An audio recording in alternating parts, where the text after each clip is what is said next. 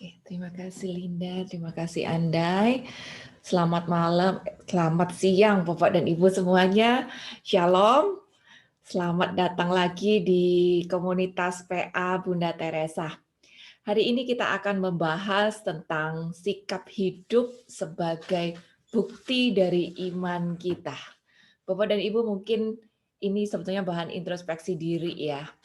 Kalau kita menilai, melihat diri kita sendiri, mungkin kita tahu, sudah berapa lama saya dibaptis menjadi seorang pengikut Kristus.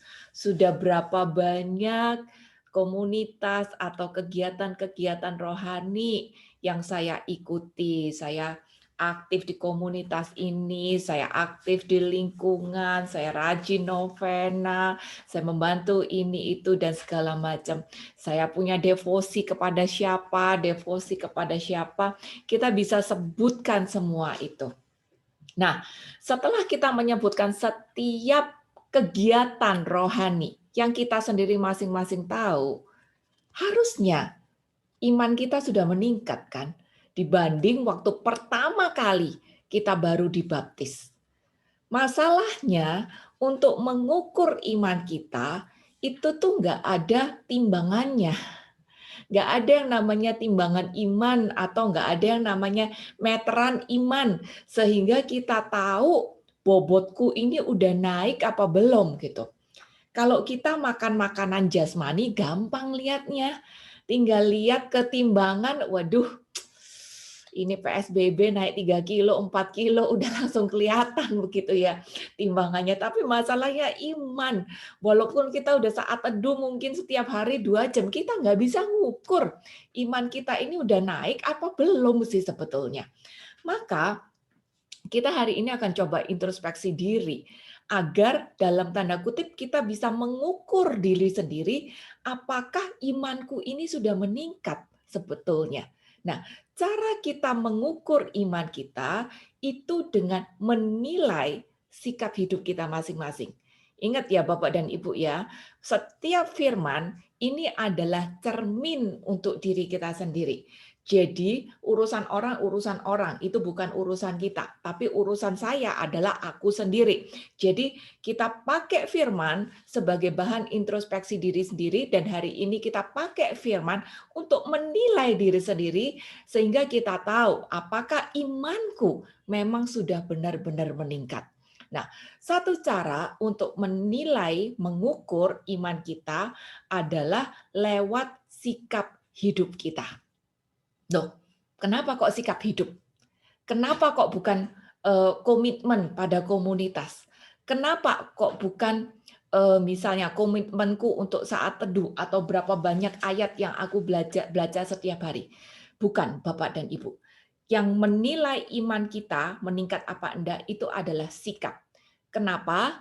Karena setiap dari kita itu pasti punya kelemahan. Setiap dari kita pasti punya kedagingan-kedagingan atau mungkin aib di masa lalu, kejadian buruk, kesalahan di masa lalu. Nah, kalau iman kita meningkat, otomatis harusnya relasi kita sama Tuhan makin dekat kan. Nah, relasi yang makin dekat itu kan menular, berkali-kali kita bicara itu tadi. Relasi di dunia aja menular. Kalau saya temenan sama Andai, walaupun saya pasti akan bisa ngerti musik lah, walaupun nggak secanggih Andai, tapi saya pasti akan mengerti musik karena relasi itu menular gitu. Kalau saya temenan misalnya dengan Ibu Jenny yang suka masak, maka saya akan ketularan gitu untuk bisa bikin kue karena relasi itu menular. Hari ini banyak orang ketularan suka main sepeda, suka tanaman karena relasi itu menular. Nah, kalau relasi di dunia aja menular, relasi dengan Tuhan apalagi. Kalau kita berelasi sama Tuhan makin dekat, otomatis saya akan makin ketularan dia. Bukan dia yang ketularan saya ya, karena Tuhan tetap selamanya. Jadi saya yang akan makin ketularan dia, makin mirip sama dia. Kalau saya makin mirip sama dia, otomatis sikap hidupku juga akan berubah. Hatiku berubah, Pikiranku berubah, perkataanku berubah, dan sikap hidupku secara keseluruhan akan berubah. Aku akan pakai mindset-nya Tuhan, aku akan pakai cara bicaranya Tuhan, hatiku akan bisa mengampuni seperti Tuhan. Itu.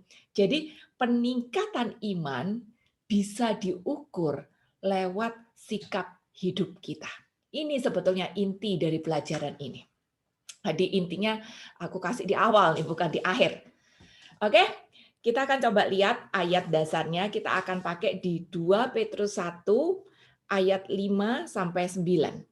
2 Petrus 1 ayat 5 sampai 9. Justru karena itu kamu harus dengan sungguh-sungguh berusaha untuk menambahkan kepada imanmu kepada kebajikan. Lihat Bapak dan Ibu, harus dengan sungguh-sungguh. Ini bukan himbauan garis bawain di Alkitab Anda. Ini adalah keharusan, kewajiban. Bukan hanya kewajiban biasa, tapi kewajiban yang harus dilakukan dengan sungguh-sungguh. Apa yang harus kita lakukan dengan sungguh-sungguh? Dijabarin. Untuk menambahkan kepada iman, iman kan mulainya dari kecil ya. Semua iman pasti mulainya dari kecil gitu. Iman biji secawi kecil. Menambahkan kepada imanmu kebajikan, kepada kebajikan pengetahuan, dan kepada pengetahuan penguasaan diri, kepada penguasaan diri ketekunan, dan kepada ketekunan kesalehan, dan kepada kesalehan kasih akan saudara-saudara, dan kepada kasih akan saudara-saudara kasih akan semua orang. Sebab apabila semuanya itu ada padamu dengan berlimpah-limpah, kamu akan dibuatnya menjadi giat dan berhasil dalam pengenalanmu akan Yesus Kristus Tuhan kita. Tetapi barang siapa tidak memiliki semuanya itu, ia menjadi buta dan picik karena ia lupa bahwa dosanya yang dahulu telah dihapuskan. Nah, Bapak dan Ibu, tak batasin ayat ini karena ini akan menjadi patokan kita nanti selama PA ini ya. Kita akan lihat dulu di ayat 9. Rupanya orang yang tidak menambah iman, ayat 9 ya. Orang yang tidak menambah iman dengan hal-hal di atas, apa aja tadi? Ada kebajikan, ada pengetahuan, ada penguasaan diri, ada ketekunan dan sebagainya. Rupanya orang yang tidak menambah iman dengan hal-hal tersebut, orang ini tidak bisa melihat kemurahan Tuhan. Makanya dia tidak kepengen untuk nambah. Dia tidak kepengen untuk berbuat sesuatu. Karena dia tidak merasakan kemurahan Tuhan. Dia tidak mengerti arti bagaimana Tuhan sudah menebus dia dengan darah. Dia tidak mengerti bahwa posisi kita manusia itu sebetulnya utang darah oleh keselamatan itu tadi. Dia tidak merasakan kasih Tuhan. Karena orang itu tidak merasakan kasih Tuhan, maka dia nggak kepengen nambah. Nggak kepengen bertumbuh, nggak kepengen nambah gitu.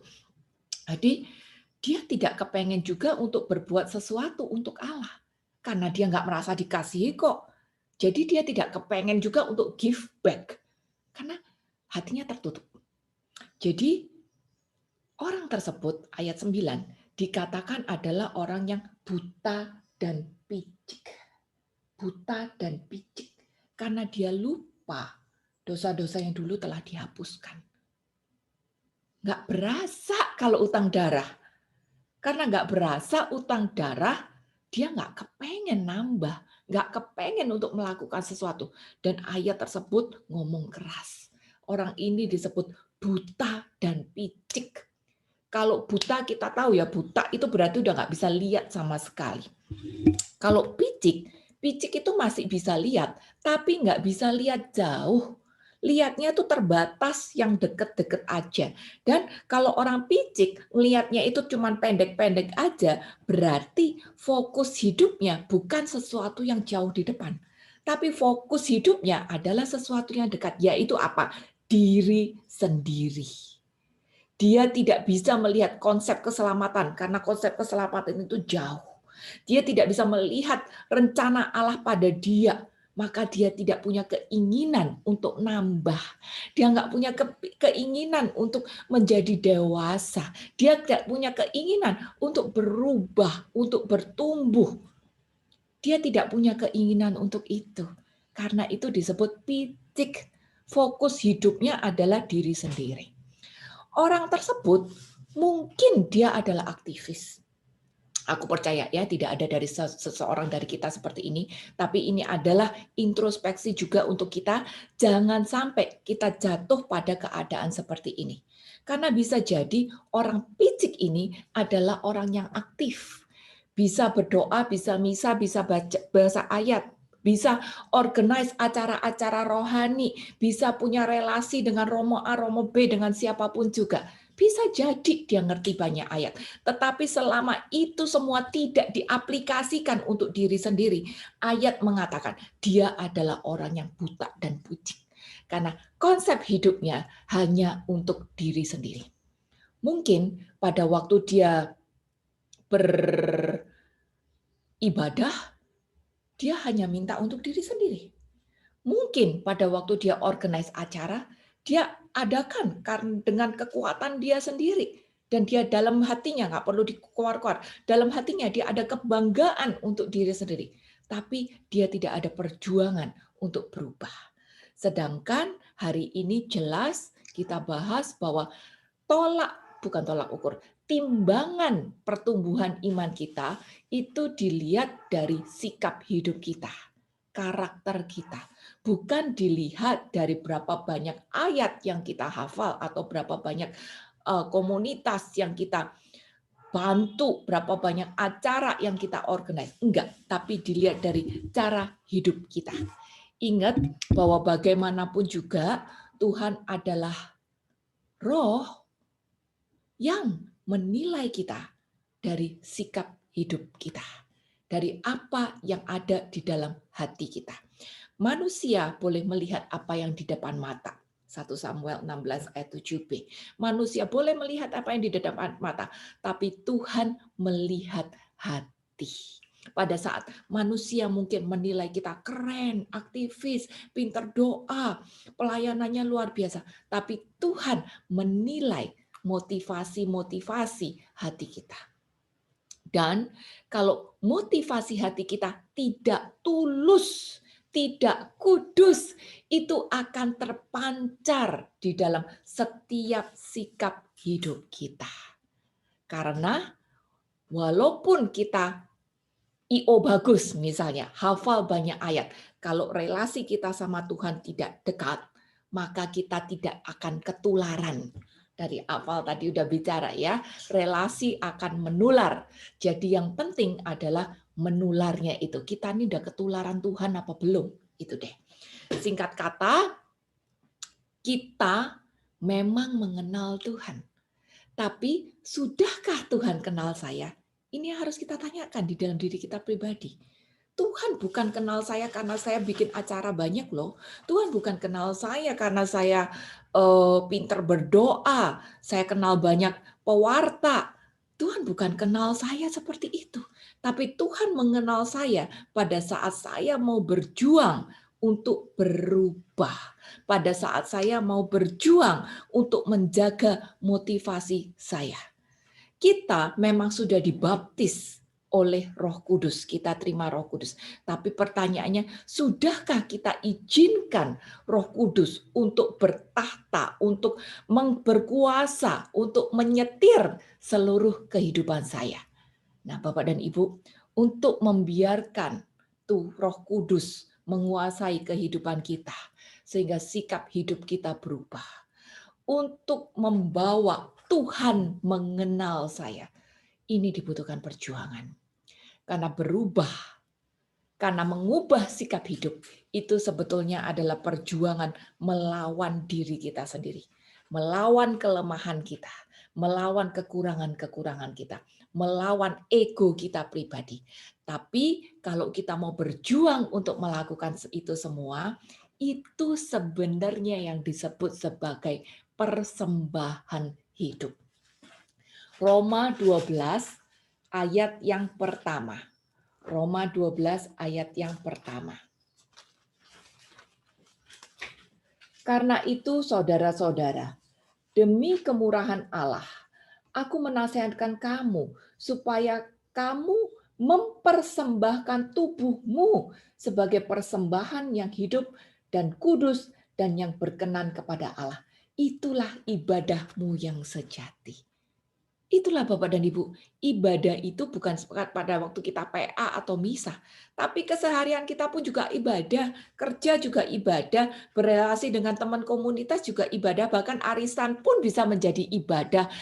Kalau kita berhasil menekan egoku, menekan kepicikanku, menawan ambisi-ambisiku pribadi, dan pada saat aku berhasil untuk melawan egoku pribadi, dalam hatiku, dalam pikiranku, dalam tindakanku, itu disebut sebagai persembahan hidup. Nah, berikutnya ada proses sebetulnya untuk melakukan itu semua. Yakobus 2 ayat 14 sampai 20. Aku tidak akan baca ini semuanya, tapi aku rasa Bapak dan Ibu kurang lebih sudah hafal ya. Yakobus 2 ayat 14 sampai 20. Ini bicara tentang pasti sudah apa? Iman tanpa perbuatan adalah mati. Ada banyak ayatnya. Iman tanpa perbuatan adalah mati di ayat berapa nih? 17. Ayat 14, apa gunanya saudara-saudaraku jika seorang mengatakan bahwa ia mempunyai iman padahal dia tidak mempunyai perbuatan? Dapatkah iman itu menyelamatkan dia? Ya, kita tidak bisa bilang, saya beriman, saya anak Allah. Buktinya apa? Nih, surat baptisku. Ini sertifikat capku. Kita nggak bisa menunjukkan seperti itu, gitu. Tapi kita bisa membuktikan imanku lewat siapa yang hidup di dalam aku. Siapa yang hidup di dalam aku? Egoku sendiri atau Roh Tuhan? Kalau yang hidup di sini adalah Roh Tuhan, misalnya situasi pekerjaan lagi tidak bagus, anak lagi ngambek, rumah lagi berantakan, suami lagi jutek, pengennya apa? Pengennya marah-marah juga kan. Tapi kalau aku ingat siapa yang bertahta di dalam aku, bukan aku yang picik, tapi Roh Allah. Dan aku mau membiarkan Roh ini menguasai kehidupan aku. Walaupun ini mulut kepengen marah, kepengen terak-terak, aku akan berjuang untuk diam. Aku akan berjuang untuk jaga hati. Aku akan berjuang untuk tetap pikir positif dan bilang tenang, tenang, tenang. Biarkan Tuhan bertahta. Biarkan orang lain melihat bahwa Yesus menguasai hidupku. Aku nggak kepancing sama keadaan yang jelek ini. Walaupun aku dikatain orang, walaupun aku dipojokkan orang, biarkan Roh di dalam aku tetap menguasai hidupku sehingga aku tidak jatuh pada emosi-emosiku. Ini bukti iman. Bukti iman bukan dengan nih ya surat baptisku. Tidak seperti itu. Tidak seperti itu. Jadi iman tanpa perbuatan adalah mati. Jadi bagaimana kita menunjukkan iman kita? Lewat tutur kata kita, lewat sikap hidup kita, bahkan lewat raut muka kita juga. Raut muka kita ini enak nggak dilihat orang, adem nggak? Atau raut muka kita muka yang jutek? Aku termasuk orang yang harus hati-hati nih. Karena kalau aku diem, orang pasti pikir aku marah gitu. Karena mukanya udah begini. Jadi harus kerja ekstra gitu istilahnya ya. Biar menunjukkan bahwa aku tidak lagi marah gitu. Bayangin diem aja dikira marah, apalagi marah gitu Bapak dan Ibu. Itu sebetulnya persembahan hidup kita. Untuk membuktikan iman kita. Untuk menunjukkan bahwa Roh Allah yang menguasai hidupku. Bukan aku yang picik lagi. Jadi ayat 19, kalau kita cuma ngomong, saya percaya, itu enggak cukup. Enggak cukup. Karena apa? Karena iblis pun percaya. Iblis juga percaya sama Tuhan. Dia tahu Tuhan itu siapa. Jadi kalau kita baru percaya doang, levelnya tuh baru sama gitu istilahnya sama iblis. Sama-sama percaya. Lalu apa yang membuat kita bisa berbeda level sama iblis? Ketaatan. Sikap hidup. Kalau iblis, sikap hidupnya tidak taat.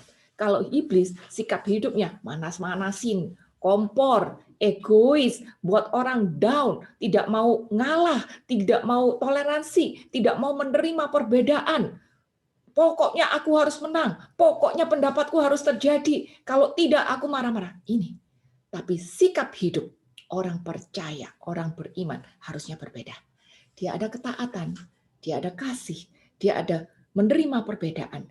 Dia tetap bisa bersikap sebagaimana dia seharusnya bersikap, yaitu benar walaupun situasi lagi tidak enak sekalipun. Gitu. Jadi iman tanpa perbuatan adalah kosong. Memang benar, perbuatan baik tidak menyelamatkan. Tapi iman tetap harus dibuktikan dengan perbuatan. Kenapa? Kalau kita cuma sekedar berbuat baik doang, baksos kiri, baksos kanan, loh, baksosnya sih nggak salah loh ya. Tapi sekali lagi, motivasinya apa? Jangan-jangan saya baksos biar keren. Tanyain dari mana? Dari baksos. Aku sudah nyumbang, aku sudah aktif di sini gitu. Motivasinya apa? Tuhan melihat motivasi kita loh. Memang iman harus dibuktikan dengan perbuatan, tapi perbuatan kita harus disertai dengan motivasi yang benar. Nah, di sini level iman kita dinilai. Karena Tuhan melihat hati. Manusia mungkin pikir kita keren, kita hebat, lingkaran kita sudah nyambung di sini, tapi Tuhan melihat hati. Nah, berikutnya. Aku yakin semua mau bertumbuh di dalam iman itu tadi. Maka semua harus bertumbuh juga di dalam memperbaiki sikap hidup. Lalu apa aja yang harus kita lakukan sehingga kita bisa bertumbuh di dalam sikap hidup itu tadi sebagai bukti dari iman kita? Jawabannya ada di perikop yang tadi kita baca, yaitu 2 Petrus 1 ayat 5 sampai 9. Tadi kita sudah baca, ada level-levelnya di situ Bapak dan Ibu.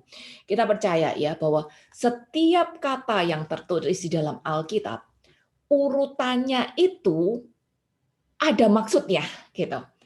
Jadi setiap urutan kata yang di dalam Alkitab itu tuh mutlak kebenaran karena ada maksudnya, tidak bisa diputar-putar. Jadi itulah bagusnya Alkitab ya.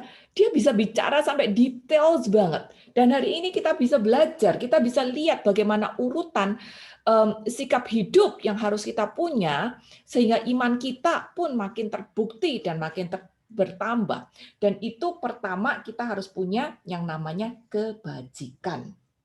Ya. Ayat yang ke-5b. Dan kepada imanmu kebajikan.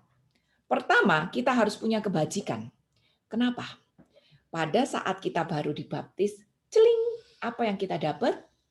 Roh kita yang tadinya mati, kita langsung terima yang namanya Roh Allah. Pada saat ada Roh Allah di dalam hidup kita, harusnya kita langsung punya yang namanya kebajikan itu tadi. Karena itu bukti daripada iman kita. Langsung punya yang namanya kebajikan. Ada empati sama orang lain, mulai lepas dari fokus akan diri sendiri, kayak gitu-gitu ya. Langsung mau untuk melakukan kebajikan. Aku akan breakdown di sini, jelasin dikit. Coba kita buka di Titus 3 ayat yang ke-5. Titus 3 ayat ke-5. Titus itu golongan terakhir perjanjian baru. Titus 3 ayat 5. Pada waktu itu, dia telah menyelamatkan kita, bukan karena perbuatan baik yang telah kita lakukan, tapi karena rahmat-Nya oleh permandian kelahiran kembali dari pembaharuan yang dikerjakan oleh Roh Kudus. Sudah jelas ayat ini. Pada waktu itu apa? Pada waktu kita percaya. Pada waktu kita percaya, kita langsung diselamatkan. Kita diselamatkan oleh rahmat baptisan bukan karena kita baik loh. Kalau kita baik, kalau kita nggak ada orang yang baik, semua orang lahir sudah dengan hakikat dosa kok. Jadi kita diselamatkan bukan karena perbuatan baik, tapi karena rahmat.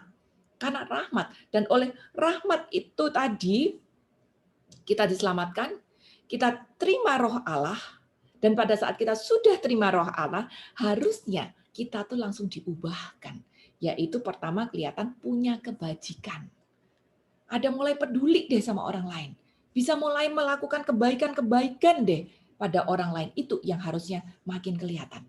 Tadi yang segala macam barang untuk aku sendiri, mulai bisa peduli sama orang lain. Ini yang harusnya kelihatan. Kebajikan. Kadang-kadang untuk melakukan kebajikan, itu susah loh Bapak dan Ibu kesempatannya. Hari ini mungkin kita bisa transfer m-banking ke jauh-jauh. Tapi bisa nggak sama orang-orang di sekitar kita? Kita punya empati, kita punya kebajikan. Misalnya terhadap mbak kita di rumah, pedulikah kita sama makanan dia? Satpam kompleks gitu, pedulikah dia? Kalau dia misalnya kehujanan atau bagaimana? Atau terhadap orang-orang yang jual tisu di pinggir jalan, ada nggak kita kepedulian itu gitu? Jadi untuk berbuat kebajikan itu kadang-kadang tidak mudah. Dan kalau kita mulai berpikir di sini ya, saya ini jujur-jujuran nih ya, ngaku dosa nih ya. Kadang-kadang terhadap orang di pinggir jalan, saya suka mikir, ini asli apa palsu sih? Ini asli apa palsu? Ini saking karena zaman dulu kalau pulang malam saya lihat mereka palsu gitu. Suka dijemput tengah malam, ntar pagi-pagi di drop, nanti siang ada yang kasih makan. Jadi saya lihat mereka secara rutin, kadang-kadang satu hari hamil, satu hari nggak hamil, suka-suka dia gitu. Kadang-kadang gendong anak, kadang-kadang nggak gendong anak, suka-suka dia. Karena setiap hari rutin rute kerja saya liatin tuh orang, lama-lama kan mukanya apal. Jadi saya tahu bahwa ini pasti grup palsu semua, seperti itu. Ini membuat saya langsung sebetulnya berpikiran negatif. Ini palsu apa enggak sih? Tapi kalau memang kita mau belajar untuk melakukan kebajikan, ya udahlah. Toh posisi kita masih begini. Posisi dia yang begini.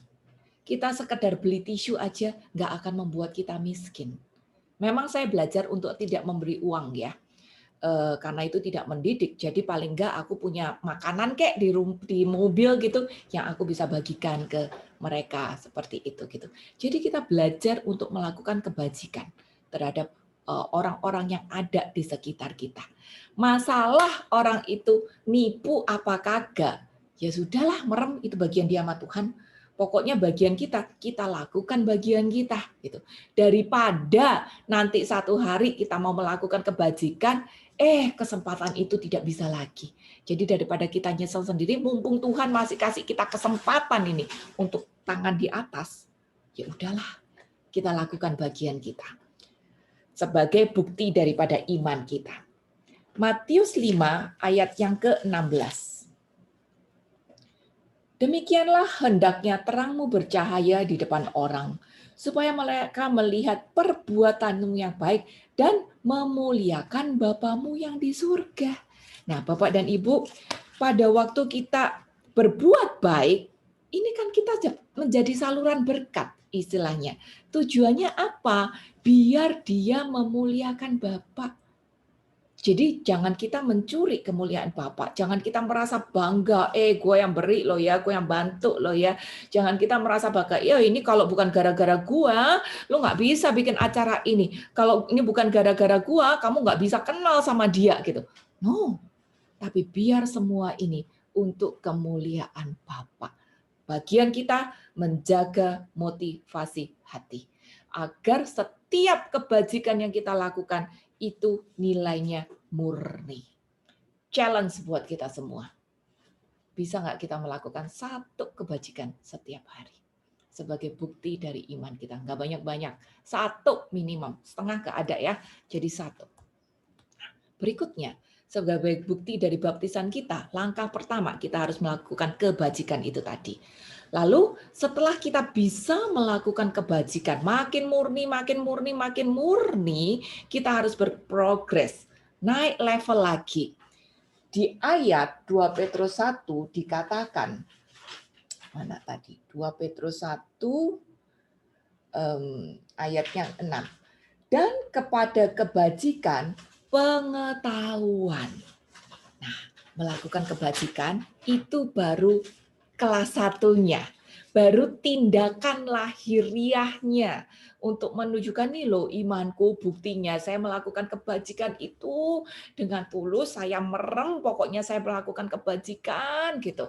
Itu baru tindakan lahiriahnya sehingga orang-orang di luar melihat kebajikan itu tadi dan memuliakan Bapa di surga. Tapi di situ tidak cukup. Kita harus naik tingkat lagi kelas 2-nya. Dan kelas 2-nya adalah kita menambah pengetahuan. Pengetahuan yang dimaksud di sini bukan cuma sekedar knowledge, tapi pengetahuan yang dimaksud di sini adalah bagaimana kita tahu pengenalan akan Tuhan sampai makin dalam, makin mengenal Dia. Ini tidak ada bedanya dengan orang pacaran.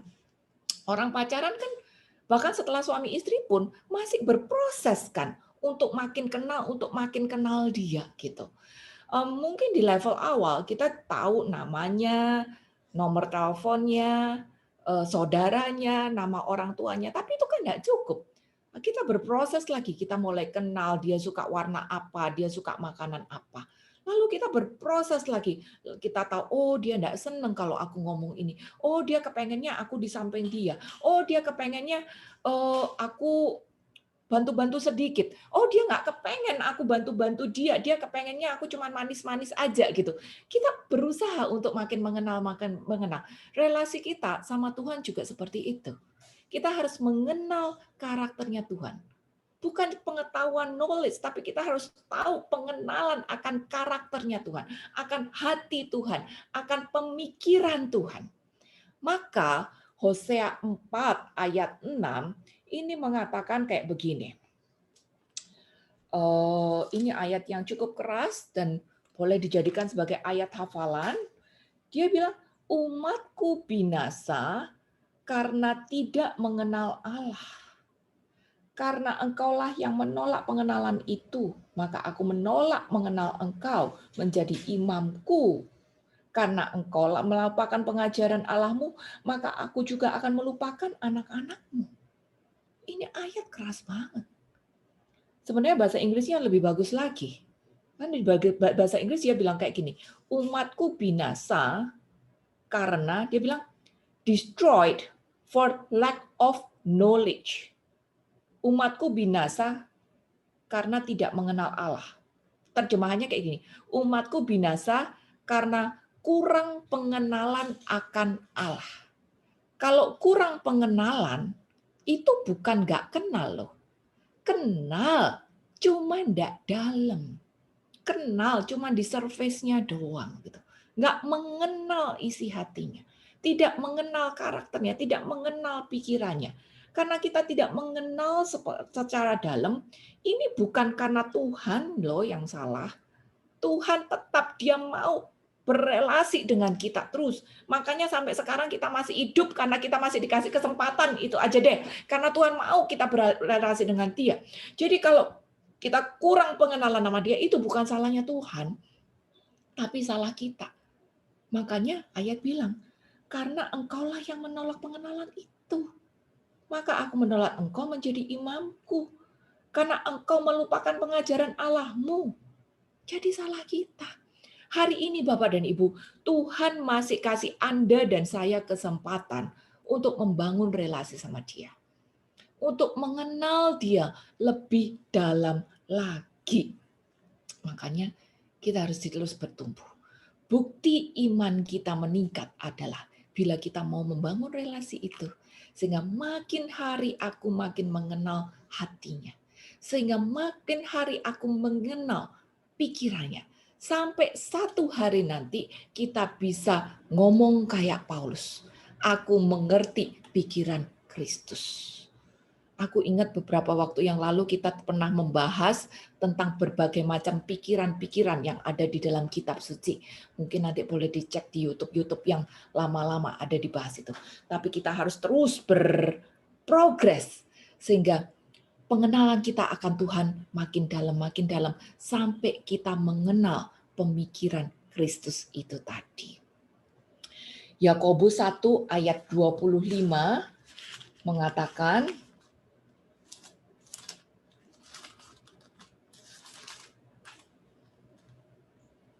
Tetapi barang siapa meneliti hukum yang sempurna, yaitu hukum yang memerdekakan orang, dan ia bertekun di dalamnya. Jadi bukan hanya mendengar untuk melakukannya, tapi sungguh-sungguh melakukannya. Ia akan berbahagia oleh perbuatannya. Bapak dan Ibu, ayat ini bilang kita bukan cuman harus meneliti, bukan cuma harus meneliti gitu ya. Bukan cuma belajar secara knowledge. Pokoknya saya apal di sini, pokoknya saya tahu definisinya, pokoknya saya tahu jabarannya. Enggak. Tapi pengenalan kita akan Tuhan lewat firman harus dari sini dan mandek di dalam hati kita. Pada saat firman itu tidak mandek sini, tapi mandeknya di dalam hati kita, maka dia punya kuasa untuk memerdekakan kita. Memerdekakan kita dari apa? Dari kelemahan kita sendiri. Dari kedagingan kita. Dari aib-aib masa lalu kita. Dari mindset-mindset negatif kita. Dari ego kita sendiri. Dari kecenderungan negatif kita. Dia akan memerdekakan kita. Dan saat kita terus bertekun di dalam pengenalan akan Tuhan itu tadi. Dan sungguh-sungguh melakukannya. Kita akan berbahagia. Maksudnya bahagia di sini apa? Bahagia karena pada saat kejadian di luar ada gonjang-ganjing angin panas hujan badai, keadaan mungkin tidak bagus. Bahagia ini adalah joy yang sesungguhnya ada di sini. Bahagia itu bukan karena apa yang terjadi di luar, tapi bahagia damai sejahtera yang ditawarkan oleh pengenalan yang benar akan Allah itu ada di dalam hati kita. Saat kita mau bertekun dan sungguh-sungguh di dalamnya, kita akan mendapatkan itu. Jadi bagian kita sekarang melakukan kebajikan doang, itu baru awal. Tapi setelah itu kita harus berjuang di dalam membangun relasi kita dengan Tuhan. Sehingga kita bisa mengenal Dia sedalam-dalamnya. Sampai saya bisa mengerti isi hatinya, saya mengerti pikirannya. Sehingga sukacita Tuhan, damai sejahtera Tuhan tetap ada di dalam aku. Walaupun kondisi yang aku alami tidak bagus, aku nggak kepancing lagi. Aku nggak akan keceplosan emosi lagi. Tapi damai dan sukacita Tuhan tetap ada di dalam aku. Maka aku akan mempunyai kebahagiaan itu tadi. Cuma sekedar kenal doang kagak cukup. Karena itu baru teori doang. Kayak kita kenal Jokowi, kayak kita kenal Soekarno. Tapi tidak cukup. Kita harus mengenal Tuhan secara pribadi. Dan kalau kita mengenal Dia secara pribadi, makin dekat, makin dekat, makin dekat. Kenal Dia, kenal isi hatinya, kenal pemikirannya, kan makin ketularan, makin ketularan. Sifat kita pun makin kayak Dia. Makin sabar, makin kasih, makin ada lemah lembut, makin bisa jaga mulut, makin bisa tahan emosi, makin fokus pada motivasi-motivasi yang tulus dan kudus, makin gak baper lagi, makin bisa mengemukakan Tuhan dan menenggelamkan diri sendiri. Kita akan makin mampu lakukan itu. Makin bisa mengampuni, makin bisa menerima perbedaan. Kalau kehendakku tidak terjadi, ya tidak apa-apa. Makin cincai sama orang, makin tepo seliro, itu kita akan makin mampu lakukan. Kalau kita berjuang di dalam pengenalan akan Tuhan itu tadi. Makanya setelah naik ke level 2 ini, kita naik ke level yang ketiga, seperti yang dikatakan di 2 Petrus 1 ayat 6 itu tadi, dan level 3-nya adalah penguasaan diri. Nggak mungkin kita bisa penguasaan diri kalau kita tidak bertekun di dalam pengenalan akan Tuhan. Karena penguasaan diri itulah adalah hasil dari relasi kita pribadi sama Tuhan. Ingat teman-teman, penguasaan diri itu adalah salah satu dari buah roh. Kalau ingat Galatia 5 ayat 22-23. Buah roh yang terakhir, sekedar catatan ya, buah roh itu ada 1, tapi 9 rasa yang saling tergabung. Buah roh itu bukan 9, tapi ada 1 yang 9 rasa. Gitu. Semuanya saling berkaitan. Dimulai dengan kasih, diakhiri dengan penguasaan diri. Kenapa? Karena penguasaan diri itu paling susah. Nengking setan lebih gampang. Ditengking pakai nama Yesus susah. Nengking diri sendiri ini susah. Karena diri sendiri. Gimana kita bisa nengking diri sendiri? Saya enggak bisa nengking, Sheila di dalam nama Yesus, mulut kamu diam. Sheila di dalam nama Yesus, kolesterol udah merah, jangan makan melulu gitu. Nggak bisa gitu. Makanya penguasaan diri ini paling buntut karena paling susah. Tapi satu buah ini semuanya connected. Jadi kita nggak mungkin ngomong saya punya kasih Allah kok, tapi penguasaan diriku jeblok. Enggak. Antara kasih, lemah lembut, sabar sampai penguasaan diri, ini pasti kalau bisa di ranking nih ya, pasti nilainya itu bahasa Jawanya unda-undi kurang lebih sama. Nggak mungkin saya punya kasih misalnya 7, penguasaan diriku nilainya 2. Nggak mungkin. Pasti nilainya itu kurang lebih sama. Karena semuanya related dimulai dengan kasih. Gitu. Jadi kalau saya punya kasih, saya punya relasi pribadi sama Tuhan, saya memang mengizinkan Tuhan yang adalah kasih bertahta di tempat di mana seharusnya dia berada, maka pasti saya bertumbuh juga di dalam penguasaan diri. Walaupun saya tidak bisa menengking diri saya sendiri, tapi penguasaan diri itu ada. Penguasaan diri adalah bagian dari persembahan hidup itu tadi. Ayatnya kita udah baca, Roma 12 ayat 1. Jadi penguasaan diri ini adalah rem untuk diri kita. Tidak instan, tidak instan. Ini adalah proses, perlu dilatih seumur hidup. Perlu dilatih seumur hidup. Makanya kita harus terus berproses gitu. Agar ya kita makin mampu. Jadi Bapak dan Ibu, kita percaya ya, tidak ada yang namanya kebetulan kan. Bukan satu kebetulan kita bekerja di sini dengan teman-teman seperti ini. Nggak satu kebetulan kita punya keluarga ini, kenapa ipar saya ini, saudara saya ini, kita nggak bisa milih semua. Bukan satu kebetulan juga kita berkomunitas di sini, misalnya ya. Walaupun kita pada waktu berkomunitas, semua tujuan orang pasti baik. Tapi ada hal-hal yang Tuhan izinkan terjadi. Di dalam pekerjaan, dalam bertetangga, dalam berkomunitas sekalipun. Besi menajamkan besi, manusia menajamkan sesamanya. Amsal 27 ayat 17. Ada kejadian-kejadian yang memang Tuhan izinkan terjadi. Gesekan-gesekan kecil di dalam keluarga, di dalam pelayanan sekalipun, di dalam bertetangga, pekerjaan gitu. Dan gesekan-gesekan itu adalah sarana yang Tuhan izinkan terjadi agar saya belajar untuk penguasaan diri. Nah, di sini kita berproses. Jadi Bapak dan Ibu, kalau memang ada perbedaan pendapat, itu hal wajar. Bagian kita aja, bahasa sekarang jangan baper. Jangan kecepatan untuk emosi. Belajar untuk cincai, menerima perbedaan itu.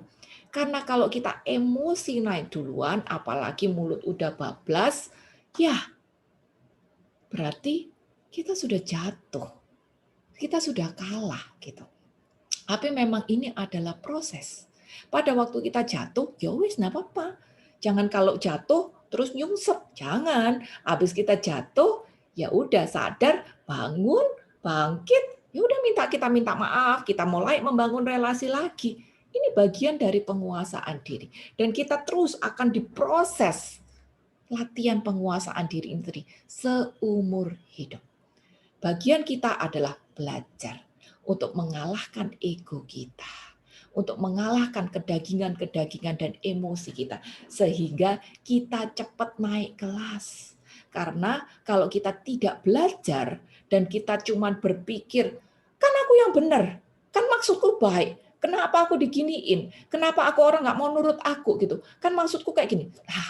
Di dalam apalagi keluarga, apalagi di dalam komunitas, semua orang maksudnya baik kok.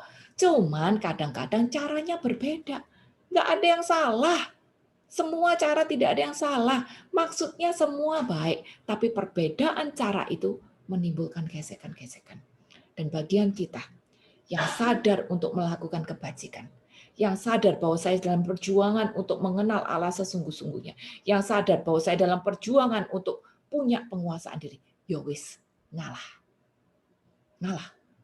Toh ngalah bukan berarti kalah. Kalau orang Jawa bilang, yang waras ngalah aja deh. Prinsip Katolik bilang, kita pembawa damai.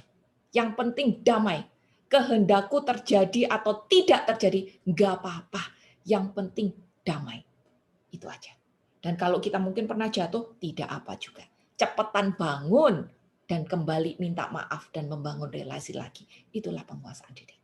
Kalau kita tidak bisa berproses di sini, ya Tuhan akan terus izinkan.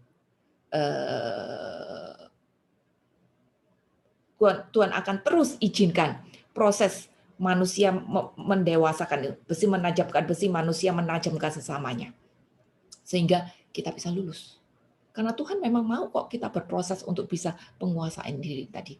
Jadi biar kita cepat-cepat lulus, ya kita yang kudu belajar untuk lepas fokus dari diri sendiri. Tidak menjadi orang picik yang hanya melihat aku, pokoknya kehendakku, pokoknya mauku begitu. Seperti itu. Baru kita bisa lepas dari penguasaan diri. Lepas dari ego pribadi.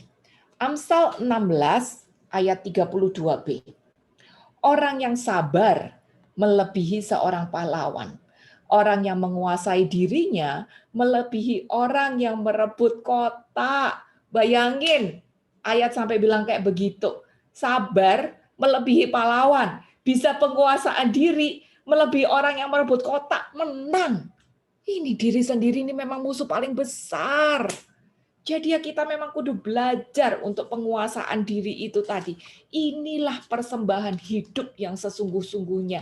Saat kita bisa memberikan, maksudku gini Tuhan, tapi aku enggak mau egois. Kenapa Tuhan? Aku maksudnya baik, tapi kenapa dia tidak bisa menerima? Kenapa aku dianggap begini? Ya udahlah, persembahkan itu untuk Tuhan. Itulah persembahan hidup itu tadi. Dan kalau kita menang melawan diri itu sendiri tadi, kita dianggap menang. Lebih dari pahlawan yang merebut kota. Keren banget betapa susahnya untuk melawan diri sendiri ini tadi, untuk memenangkan diri sendiri itu tadi. 1 Korintus 9 ayat 25 ayat 27. Kehidupan kita itu selalu diumpamakan seperti sebuah perlombaan, di mana pada waktu kita berlomba dibutuhkan ketekunan untuk terus berlatih.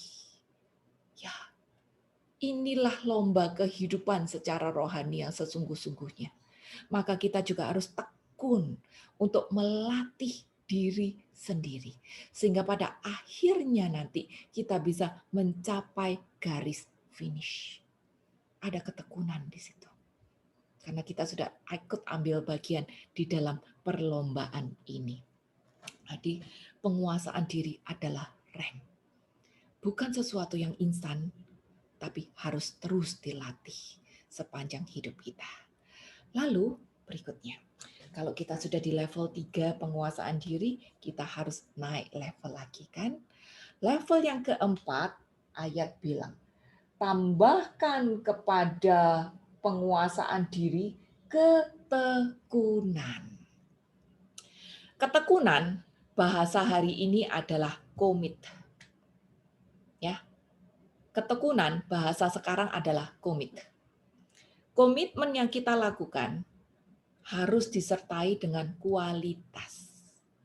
Jangan sampai kita cuma sekedar komit badan doang, tapi kita tidak memberikan kualitas yang benar.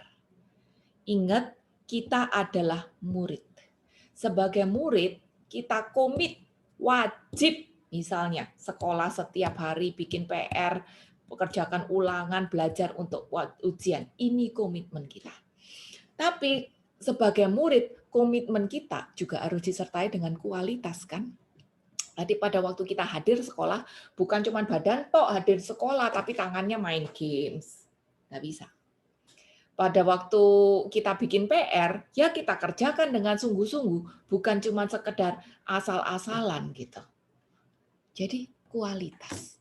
Hari ini kita sudah komit bahwa jam 2 Kamis adalah waktunya kita PA bersama Bunda Teresa. Kita sudah memberikan waktu dan tenaga kita sendiri. Jadi might as well kita berikan juga waktu kita, badan kita yang sudah ada di sini, tenaga kita yang sudah ada di sini, kita berikan juga kualitas kita. Jadi hati dan pikiran kita serahkan di sini. Biar itu sebagai bukti persembahan kita untuk Tuhan. Sebetulnya salah satu cara untuk menunjukkan komitmen dan kesungguhan kita yang berkualitas adalah cara sederhana, tapi ini membantu sekali untuk kita bisa meningkatkan kualitas kita. Salah satunya adalah dengan video on. Ini yang saya belajar. Kenapa? Karena pada waktu video on, ini kalau memungkinkan ya, kalau memungkinkan, kalau misalnya belakang kita kamar mandi gitu ya jangan gitu. Kalau memungkinkan video on. Kenapa? Karena pada saat video on, kita bisa saling melihat satu sama lain. Kayak di kelas, karena kita melihat satu sama lain, sebetulnya kita saling support, saling melihat, saling support. Maka hati dan pikiran kita otomatis akan lebih terfokus juga. Nggak cuma sekedar badan saya ada, tapi kita memberikan hati dan pikiran kita dengan sungguh-sungguh. Itu adalah ketekunan. Dan kita tahu, orang yang tekun pasti sukses. Tekun dengan kualitas pasti sukses. Karena kehidupan kita selain diperumpamakan sebagai olahragawan tadi, kehidupan kita juga diumpamakan sebagai petani kan. 2 Timotius 2 ayat yang ke-6. Di mana petani harus tekun untuk terus menabur. Walaupun hujan panas, dia harus tekun. Dan ketekunan itu harus disertai juga dengan kualitas. Dia tidak bisa tebar benih sembarangan aja.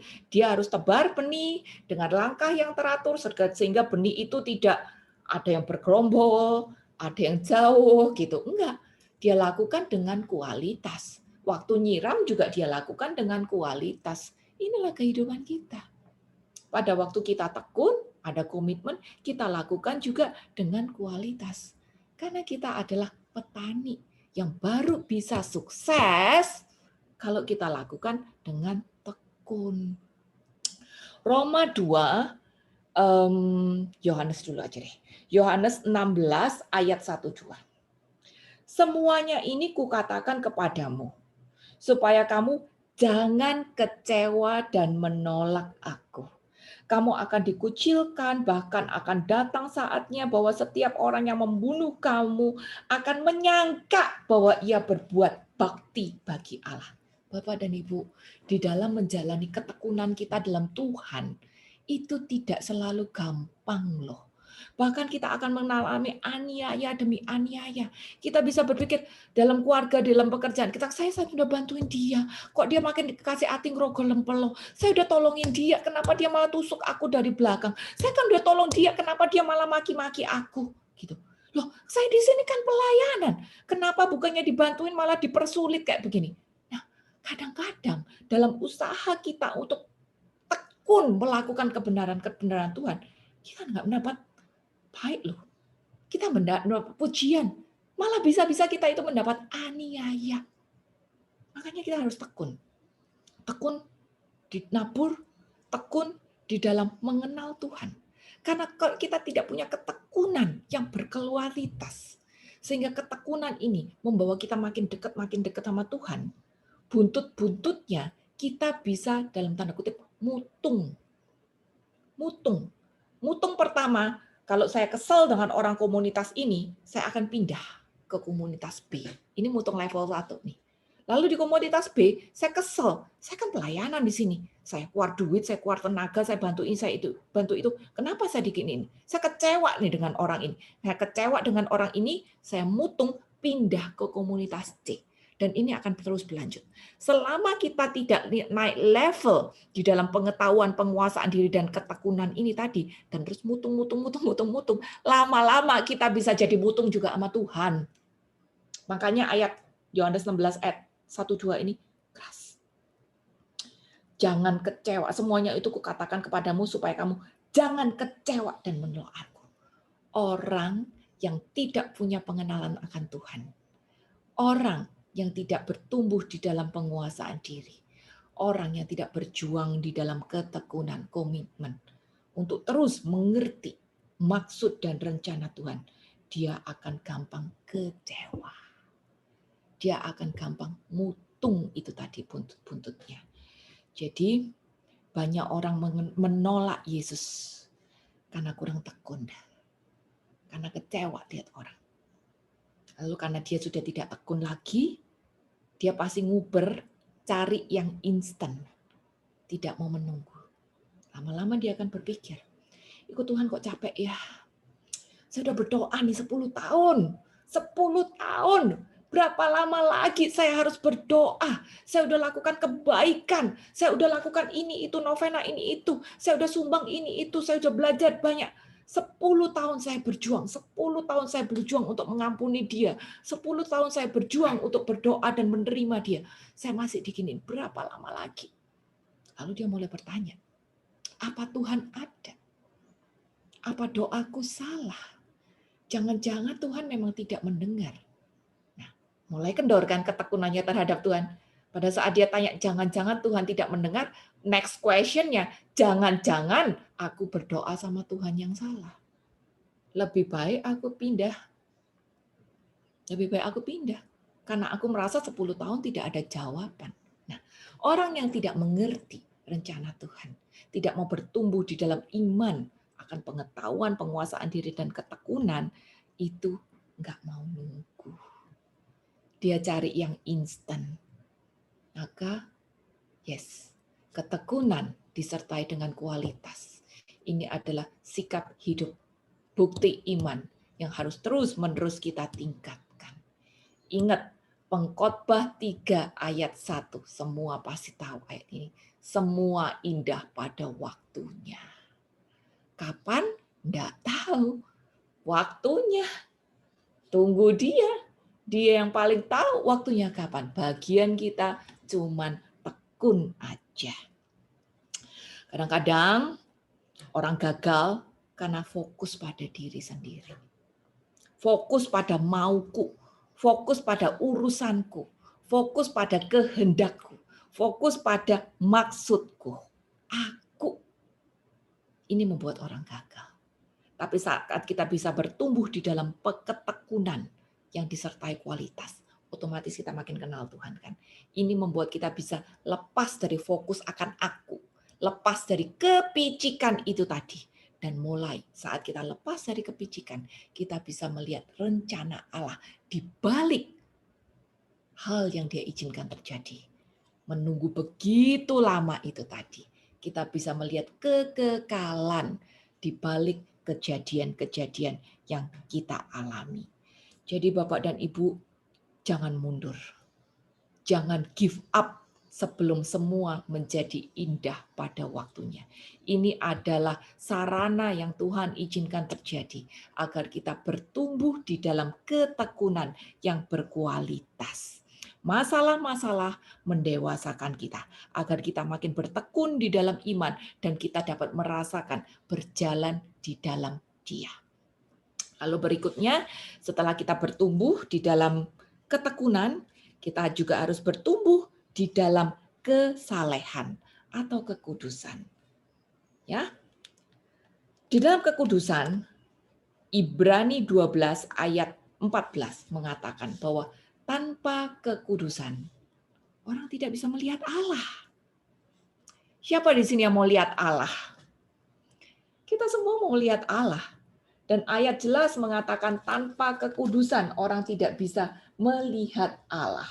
Hiduplah dengan damai dengan semua orang dan kejarlah kekudusan. Kekudusan itu tidak instan, tapi harus tekun diusahakan, harus dikejar, diusahakan, berjuang terus-menerus. Dan perjuangan untuk mengejar kekudusan itu tidak dengan kekuatan diri sendiri, tidak dengan pengetahuanku, tidak dengan jabatanku, tidak dengan knowledge-ku, tidak dengan relasi-relasiku, siapa yang aku kenal, tidak. Tapi belajar untuk mengejar kekudusan itu harus dilakukan bersama dengan kekuatan Roh Kudus. Karena apa? Kekudusan bukan bicara tentang tindakan, tapi kekudusan bicara tentang inner, motivasi hatiku, dan kemurnian pikiranku. Maka ini hanya bisa kita lakukan dengan kekuatan Roh Kudus. Kalau kita biarkan Roh Kudus bertahta di tempat di mana Dia seharusnya berada. Kalau kita biarkan Roh Kudus drive, mendominasi hati dan pikiran kita, baru kita bisa mengejar kekudusan itu tadi. Mengejar kekudusan bukan secara lahiriah, tapi dari hati dan pikiran kita. Ini sudah bicara inner. Ini yang harus kita kejar. Makanya, ya, kita main di alam roh nih. Kebaikan kita, iman kita bukan cuma dengan perbuatan tok. Kebajikan baru tindakan lahiriah.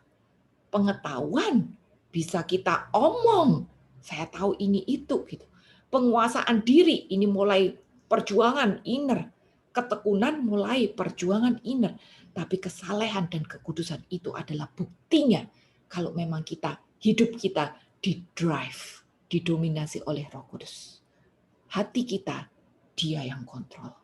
Pikiran kita, dia yang kontrol. Bukan berarti pada saat hati dan pikiranku dikontrol sama dia, bukan berarti saya tidak ada pengen marah loh. Bukan berarti saya tidak ada perasaan kecewa loh. Bukan berarti saya tidak ada perasaan, ini aku baik, kenapa dia tekan aku? Ada perasaan-perasaan itu normal. Kalau saya tidak ada rasa marah, saya tidak ada rasa emosi, itu jangan-jangan malah udah dol gitu ya. Jadi perasaan-perasaan itu ada. Tapi saya sanggup untuk mengalahkan itu semua. Kenapa? Karena saya membiarkan Roh Kudus yang kontrol hati, pikiran, perkataan, dan tindakan itu tadi. Kenapa saya biarkan Roh Kudus mengontrol hatiku? Agar aku tidak emosi. Kenapa aku biarkan Roh Kudus kontrol pikiranku yang selalu negatif, menilai orang, kesel sama orang? Kenapa aku biarkan Roh Kudus kontrol lidah, bibir, dan tindakanku? Karena aku mau melihat Allah. Tanpa kekudusan, kita tidak bisa ketemu Allah. Dan kekudusan itu tidak bisa dibuktikan dengan tindakan lahiriah aja. Karena Allah melihat hati kita. Ini sudah benar-benar di dalam. Orang tidak bisa lihat. Orang pikir mungkin kita kudus, orang pikir mungkin kita luar biasa. Tapi Tuhan tahu isi hati kita. 1 Tesalonika 5 ayat 23 mengatakan kita harus sempurna di dalam tubuh, roh, dan jiwa kita. Tubuh, roh, dan jiwa kita semuanya harus sempurna. Bukan cuma tubuh doang, kayaknya saya rajin ke gereja, kayaknya saya bisa bikin ini itu, kayaknya saya apal banyak gitu. No. Tapi hati, pikiran kita, tubuh, roh, dan jiwa kita harus terpelihara sempurna. Itulah kekudusan. Agar kita bisa masuk ke surga. Nah, setelah itu Bapak dan Ibu, setelah kita berjuang untuk inner kita, sebagai bukti dari iman kita. Yang terakhir, pada kekudusan, kesalehan, kita tambahkan kasih akan saudara-saudara. Kita tahu bahwa hukum pertama kita adalah hukum cinta kasih.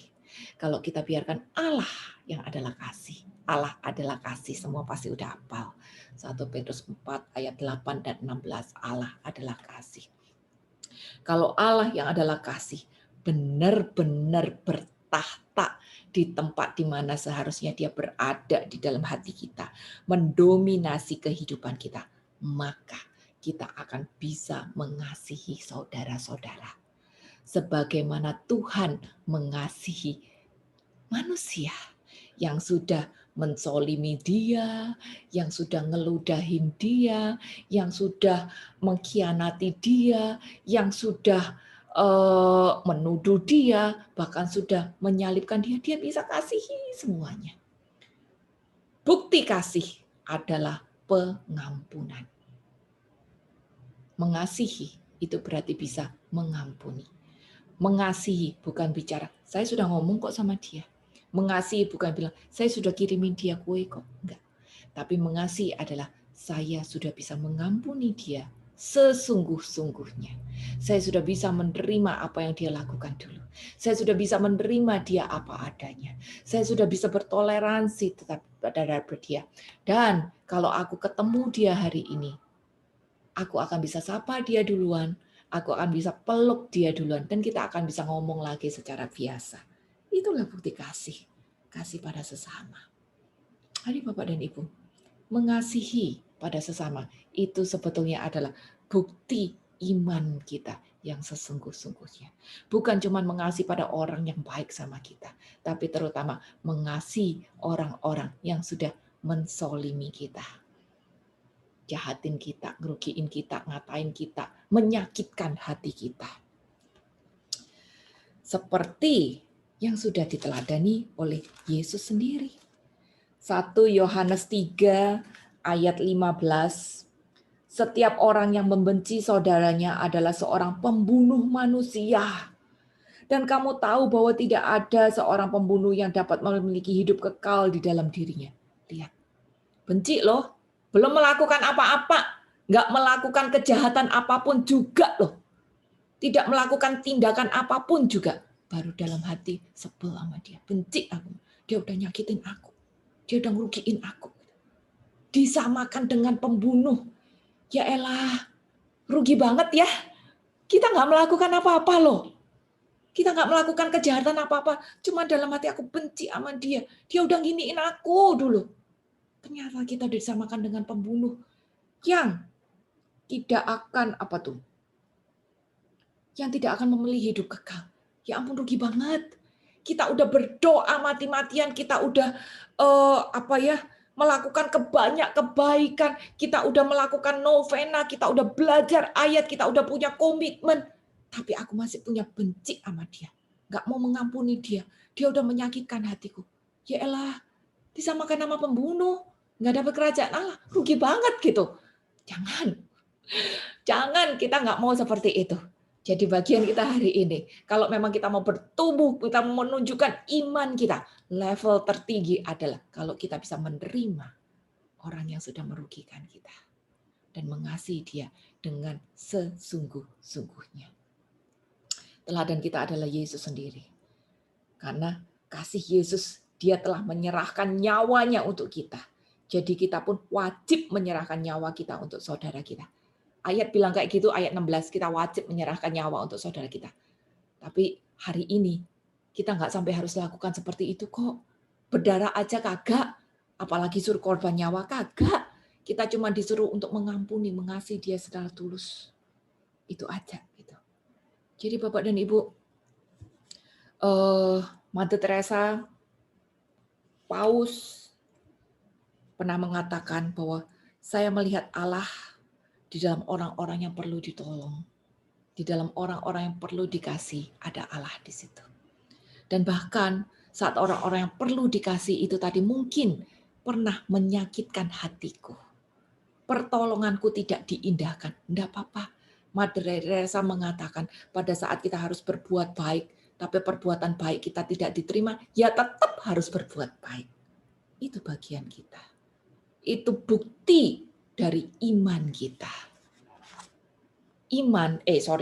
Alkitab, tiap urutan ada maksudnya.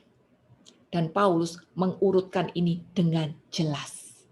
Maka lewat PA hari ini, kita bisa introspeksi diri. Sampai mana ya level saya? Sampai mana level iman saya? Dan apa yang harus saya usahakan untuk menambah iman saya? Ini menunjukkan bukti iman kita pada Tuhan. Apakah imanku baru selevel, baru dibaptis, melakukan kebajikan aja, baru secara lahiriah pula gitu. Atau saya sudah mulai membangun pengetahuan, relasi pribadi dalam Tuhan, berjuang untuk mengenal hati dan pikirannya? Dan apakah saya sudah berjuang untuk punya penguasaan diri, belajar untuk imitate Allah, punya penguasaan diri? Sudahkah saya punya ketekunan, komitmen yang disertai oleh kualitas, sehingga apapun yang terjadi, saya tetap pegang teguh komitmenku pada Tuhan. Saya tidak mutung, walaupun manusia mengecewakan. Saya tidak mutung. Walaupun doa sepertinya tidak terjawab, saya tidak mutung. Tetap komit dan tekun. Apakah saya sudah mengejar kekudusan? Bukan hanya secara lahiriah, tapi di dalam hati dan pikiranku juga. Dan yang terakhir, apakah saya sudah menunjukkan kasih pada saudara-saudara, terutama di dalam hal mengampuni orang-orang yang paling mengecewakan dan menyakiti hatiku. Inilah bahan permenungan kita hari ini. Tuhan Yesus memberkati.